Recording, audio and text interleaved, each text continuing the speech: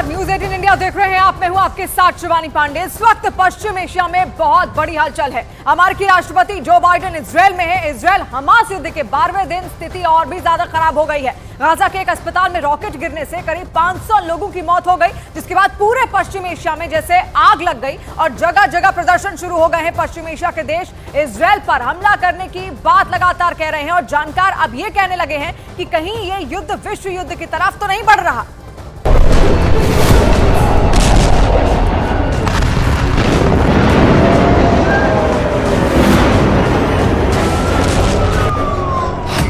अस्पताल में अटैक से विश्व युद्ध का अलर्ट।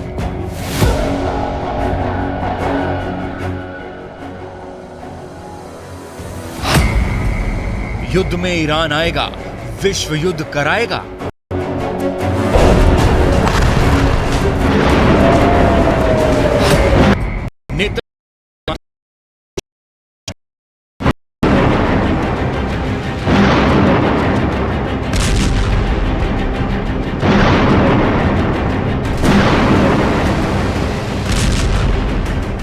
गाजा के अस्पताल में बम बरस रहे हैं।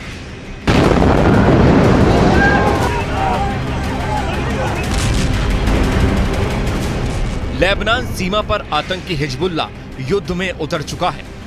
Jordan, Lebanon, Syria, Iran, Turkey कभी भी फिलिस्तीन इजरायल युद्ध में उतरने का ऐलान कर सकता है। इस वक्त पश्चिम एशिया में आग लगी हुई है। अलग अलग देशों में हजारों लोग फिलिस्तीन के समर्थन में सड़क पर हैं।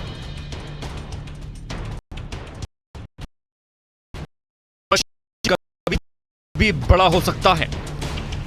इजरायल ने एक बार फिर गाजा को खाली करने का अल्टीमेटम दे दिया है। इजरायल के तेवर साफ हैं। वो ऐसे किसी भी देश को बख्शने के मूड में नहीं है जो उन पर हमला करेगा, फिर चाहे वो फिलिस्तीन हो, जॉर्डन हो, लेबनान हो, सीरिया हो या ईरान और टर्की। करने में देरी नहीं करेगा। पहला संकेत, दुनिया के 3 अलग अलग क्षेत्रों में युद्ध जारी है। इजरायल फिलिस्तीन, रूस यूक्रेन, अजरबैजान आर्मेनिया, सीरिया में गृह युद्ध जारी है। दूसरा संकेत, छोटे छोटे युद्ध में महाशक्तियों की एंट्री होने लगी है। इजरायल फिलिस्तीनी युद्ध में अमेरिका, जर्मनी, रूस, चीन, ईरान जैसे देश अपने अपने समर्थक देशों का पक्ष लेने लगे हैं। तीसरा संकेत है, दुनिया के कई देशों में आर्थिक मंदी का दौर चल रहा है। आर्थिक मंदी अक्सर युद्ध का कारण बनती है। और चौथा संकेत, युद्ध के अलावा कुछ देश ऐसे हैं जो कभी भी युद्ध में उतर सकते हैं।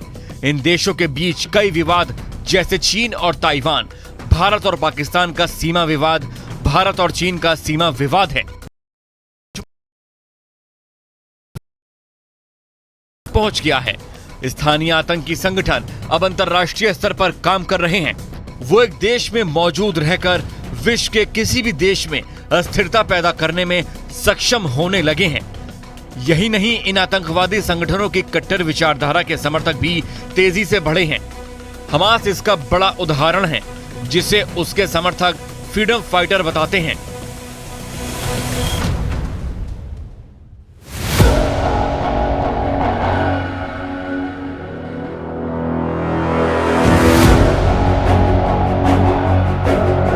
ये वो 5 संकेत हैं जो पिछले 1 दशक से मिल रहे हैं। यही वजह है कि दुनिया तीसरे विश्व युद्ध की ओर बढ़ती जा रही है। तीसरे विश्व युद्ध की आहट अब केवल विचारों में नहीं रह गई है। इन संकेतों को अब हर देश समझने लगा है। ऑर्डर में सत्ता का एक केंद्र नहीं, बल्कि दुनिया के कई देश क्षेत्रीय महाशक्ति बनने की ओर बढ़े हैं। इसकी वजह से अमेरिका, ब्रिटेन और यूरोपीय देशों का दबदबा कम हुआ है। इस समय रूस, चीन, ईरान, तुर्की जैसे देश मौजूदा वर्ल्ड ऑर्डर से संतुष्ट नहीं हैं। इनका मानना है कि मौजूदा वर्ल्ड ऑर्डर पश्चिमी देशों के हितों के लिए बनाया गया है।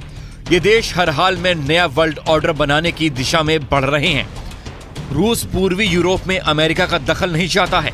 चीन ताइवान और दक्षिणी चीन सागर में अमेरिका का दखल नहीं चाहता है।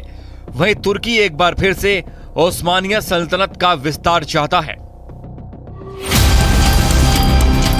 इजराइल के साथ इस वक्त दो देश खड़े हैं, जिसमें पहला है अमेरिका।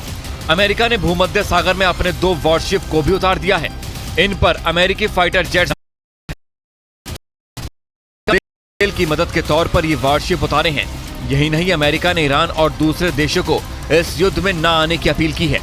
हालांकि वो इजराइल से भी गाजा पट्टी पर कब्जा न करने के लिए कह रहा है। ईरान की धमकी के बाद अमेरिका ज्यादा सतर्क हो गया है। अमेरिका ने जमीनी हमले में इजराइल को मदद पहुंचाने के लिए अपने 2000 मरीन सैनिकों को मैदान में उतार दिया है और अमेरिकी सैनिक इजराइल को जमीनी स्तर पर लॉजिस्टिक सपोर्ट पहुंचा सकते हैं। यही नहीं, युद्ध की स्थिति में अगर ईरान या अन्य देश उतरते हैं तो ये इजराइल के साथ भी खड़े हो सकते हैं।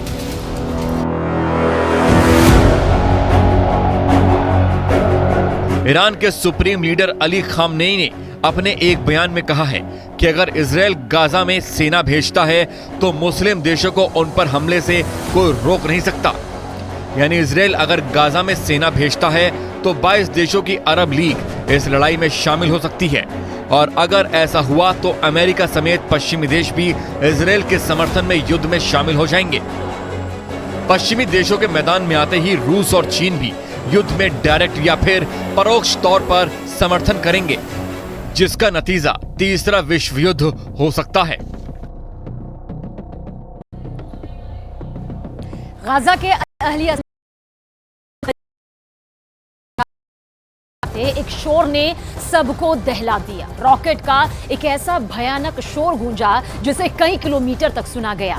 सिसकियों की ऐसी आवाज गूंजी कि पूरी गाजा पट्टी दहल उठी और इस हमले में लाशों का एक ऐसा ढेर नजर आया जिसे आज तक ना किसी ने देखा था और ना जिसके बारे में किसी ने कभी सुना था। हमास ने आरोप लगाया कि इस हमले के पीछे इजराइल का हाथ है। उसकी घातक मिसाइल ने गाजा में नरसंहार मचाया तो इजराइल ने इस आरोप से साफ इनकार कर दिया। उसका दावा है कि आज तक ना उसने कभी नागरिकों को निशाना बनाया और ना ही अब तक ऐसी कोई मिसाइल दागी।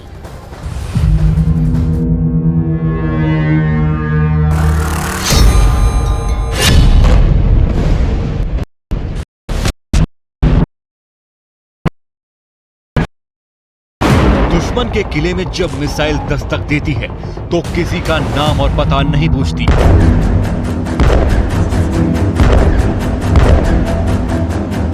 आसमान को गुबार से भर देती और लाशों का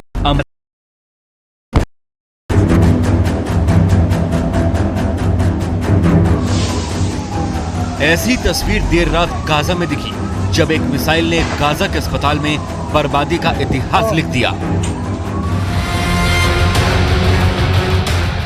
फिलिस्तीन के स्वास्थ्य मंत्रालय ने दावा किया है कि गाजा के अल अहली अस्पताल पर मिसाइल से हमला किया। इस हमले में 500 से ज्यादा बेकसूर लोग मारे गए और सैकड़ों की हालत अब भी गंभीर बनी हुई है। इस हिमाकत को हमास ने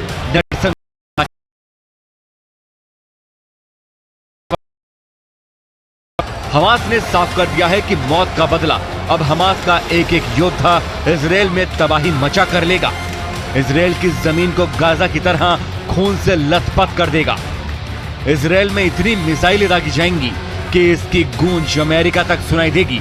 इससे न ब्रिटेन बचेगा, न जर्मनी और न ही फ्रांस। يتحمل مسؤوليتها الأمريكان الذين أعطوا الغطاء اللامحدود لهذا العدو ليرتكب هذه المجازر، هذه جرائم الحرب، هذه الإبادة الجماعية. يتحمل مسؤوليتها الغطاء مجلس الأمن ورفضوا إدانة هذا الاحتلال وهذا العدوان. गाजा अस्पताल में विस्फोट के बाद फिलिस्तीनी राष्ट्रपति महमूद अब्बास ने अपनी जॉर्डन की यात्रा को रद्द कर दिया। उन्होंने फिलिस्तीनी अधिकारियों के साथ इमरजेंसी मीटिंग की और इस अटैक की निंदा की। जरा هذه الليلة فاجعة كبيرة ومجزرة حرب بشعة لا يمكن السكوت عنها أو أن نجعلها تمر.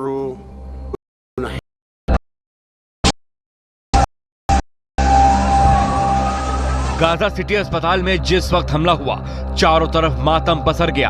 अस्पताल का हर कोना लोगों की चीखों से गूंज उठा। जान बचाने के लिए जख्मी हालत में लोग इधर उधर अस्पताल में भागते रहे।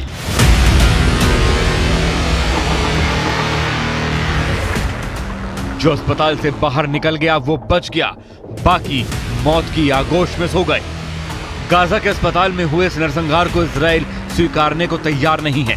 उसने साफ कर दिया है कि ऐसी कोई भी मिसाइल को इजराइल ने अस्पताल को टारगेट करके नहीं दागा। טרם יש בידינו את כל הפרטים, אנחנו נבדוק. קשה לעמוד מיד, זו הייתה תקיפה שהייתה לפני זמן קצר, וכבר יש מספרים כאלה, לכן אנחנו נעמוד על הפרטים, נדע את העובדות בצורה מדויקת ונעדכן את הציבור. इजरायली सेना ने तो यहां तक कह दिया है कि युद्ध के दौरान ऐसे न जाने कितनी मिसाइल और रॉकेट दोनों तरफ से दागे जाते हैं जो फेल हो जाते हैं। तो कहीं ना कहीं तबाही मचाने के लिए इजराइल का अब तक ऐसा कोई भी रॉकेट फेल नहीं हुआ। जो के अंदर मची तबाही का कसूरवार हमास ही है, जिसके दागे मिसाइल ने वहां के अस्पताल में नरसंहार मचाया और 500 लोगों की मौत हो गई।